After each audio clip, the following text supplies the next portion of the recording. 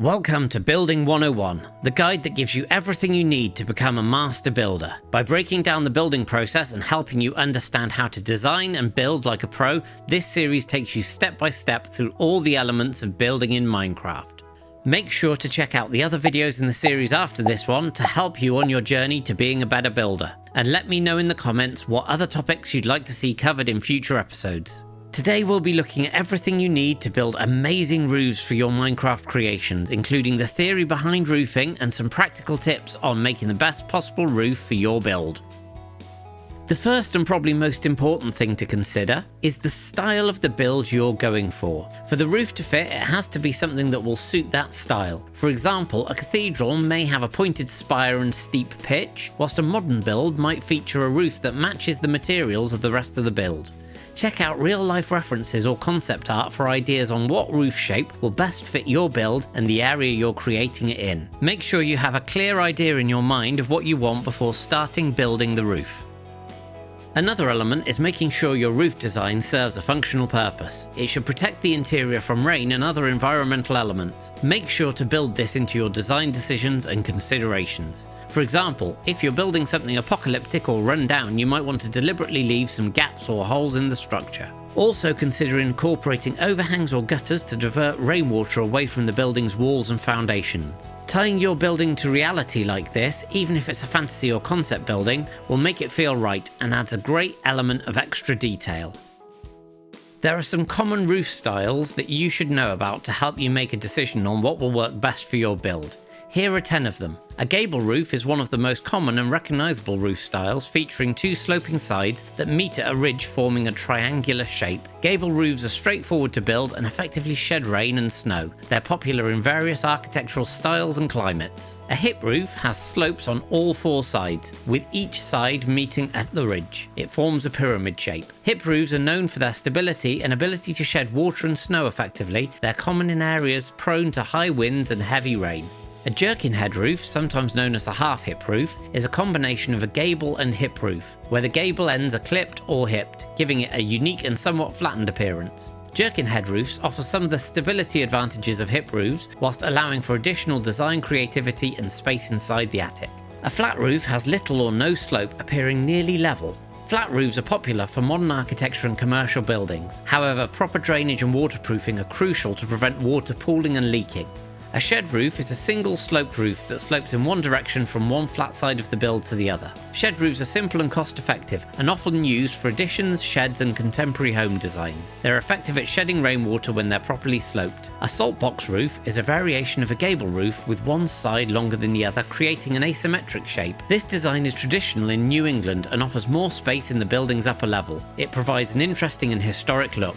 A gambrel roof has two distinct slopes on each side, with the lower slope being steeper than the upper one, resembling a barn roof. A gambrel roof provides extra headroom in the attic or upper floor, making them common in barns or Dutch colonial style homes. A mansard roof has four sloping sides, with the lower slope being steep and the upper slope being almost or completely flat. Mansard roofs are known for their elegance and additional living space in the attic or upper floors. They're often associated with the Second Empire architectural style. A Dutch gable roof combines the features of a gable and a hip, with a smaller gable on top of a hip roof. Dutch gable roofs offer a decorative element while maintaining some stability, and they're used in various architectural styles for visual interest. A combination roof is a design that incorporates multiple roof types in a single structure, often for architectural diversity. This type allows for creativity and can be used to emphasize different parts of a building or accommodate different functions, such as a gable roof combining with a hip roof on an L-shaped house. Keep in mind that these are just some of the common styles of roof, and there are many variations and regional styles that exist that may be right for what you're looking for.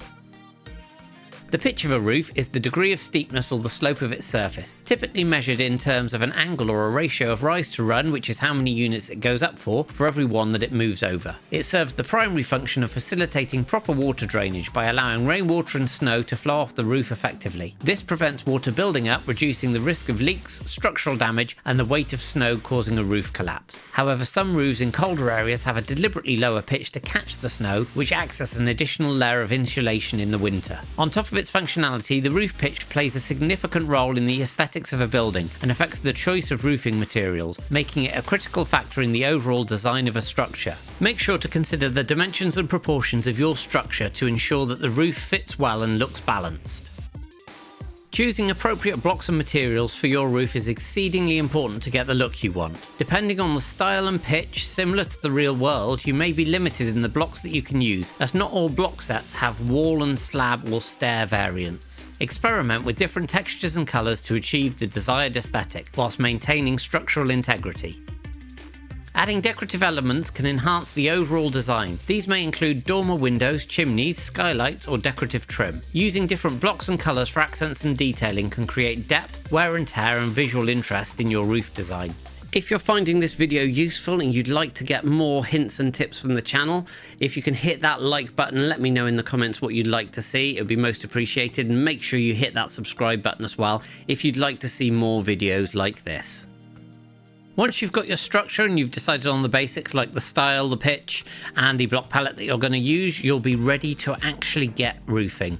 So here I have a demonstration building to show you some of the pitfalls that people fall into and how that you can connect up some of the roofs and some tips for this. So this has got a gable that we're going to be building on the main portion of the house, but with an end wall. And what that means is the actual roof starts next to this wall and doesn't overhang on this section. And the first thing that we're going to do is we're going to come down here to the level that we want to build the roof up against, and we are going to start by placing a beam. Now this is my main tip for whenever you're building a roof. Take the largest and highest portion of the roof and build a beam across, so you've got something to actually start your build with. Now for this build I'm going to be accenting it with some polished deep slate, which is what we're going to be using here, and that just comes across. And then we're going to be using some of the deep slate tiles to actually come down the roof itself. So as you can see, with this end wall for the gable, you will bring down the different sides of the roof next to this end wall, which gives you actually something that can be built against. And normally these end walls have some kind of a topper, so I'm going to use a polished andesite to differentiate them from the actual roof itself. We've got the same here, so we'll do just a little bit here. This is just an end entranceway, but in the same way you want to be taking a beam that just goes across here, and then you can build against that like so, and you can put your top piece, which is the peak of your roof, on top of that. So this is the simplest way to link a roof in. You just have it butting up against a wall. But what happens when you have something like this where it's a little bit lower? Well, first of all, just let me fill in this portion of roof and I can show you what the best thing to do is. Once the highest portion of the roof is done, it actually makes connecting up the lower portions quite easy. What we need to do is we go to this wall, the gable side, and we bring out our beam right the way to the roof, and we actually want to bring that into the roof itself. Then we can use our apex material, which is the polished deep slate, and we can do that. And then once we start placing these tiles, then it will actually connect up and do all of the hard work for us. We can then take out a couple of these blocks, but when we do bring this across, if we place the stairs the right way up, of course, that always helps, and in the right place, then it simply all connects up and you get a lovely look of the roof connecting up, and this flawlessly linking into the roof itself. Now you could leave the roof like this and it looks really good anyway. However, this is a good example of where adding some realism can really level up the build itself. So in real life, where you have a link between two sections of roof like this, you would have a membrane or some kind of connector that would damp proof it and stop water from pooling in these areas. And you can do this by using the same material that you've got for the apex here, which is the polished deep slate. And for this bottom one, you can just have it going to the side. So we'll take the stair and we'll put it here, and then we'll replace on the diagonal all the ones going right the way up to the top here, and then down the other side as well. So if we put these in place like so, one more at the bottom here, then as you can see, you've got that coursing that will go up and down and really just adds that extra little element. Now, what if we want to connect in a roof type that doesn't have a gable, so something that we don't have the beam at the top that we can use? Well, simply we just need to make sure we get up to the right level that we want to connect for, and we can do that by finding the middle of this block, and that will be here. And I would suggest when you're building roofs, you can build them with a 2 center because you get your roof bits that just come to an apex like this. But it's so much easier to do it when you've got a odd number. So try and make your builds with an odd number. And then what we're going to do is we're going to staircase up, and we're going to come up with some temporary blocks like this to bring our roof up to the right height. One more block, I think, to bring us to the right place. And once we've done that, we can then use this as the starting point to bring our beam across, and we connect that into the roof. And if it's not in the top like it is here, it happens to be lined up, that's absolutely fine because it will just finish in the same way that this one does. But in this particular instance, we can then bring our apex material back through, get rid of these, and then we will be able to use the tiles to connect in and put our corner material in again. And then we build down from the top. So on this side, we'll need to get rid of this. Make sure that we're careful to click in the right place because placing stairs can otherwise be a complete pain.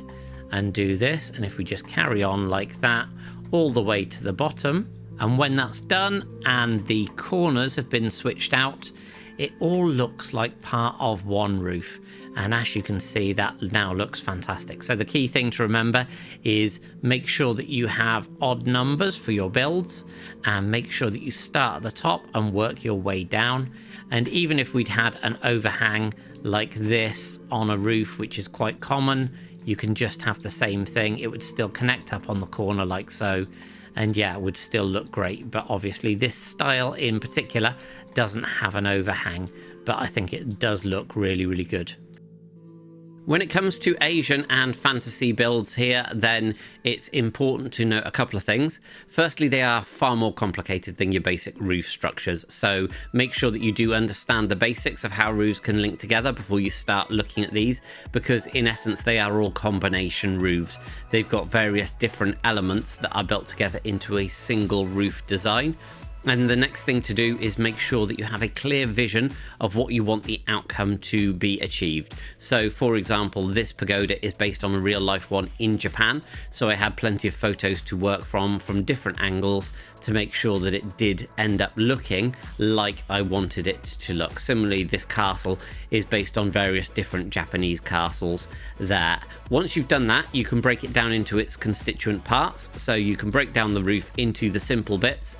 And by that, I mean things like this entire section across the front is just a simple half slab step up from the roof itself, so quite a low pitched roof, and then it's just the detailing on the corners that sets this aside from a regular build. If you need to build the actual flat roof first, you can do.